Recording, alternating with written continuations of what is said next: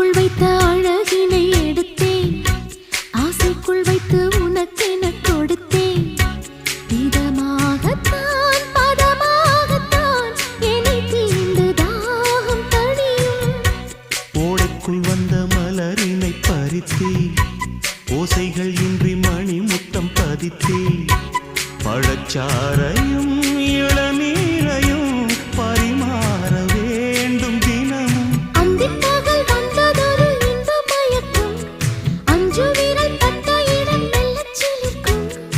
எங்கெங்கே தொட்டாலும் அம்மம்மா உற்சாகம் அங்கங்கே உண்டாகும். வா கன்னத்தில் கன்னம் வைக்க ஒத்துக்கு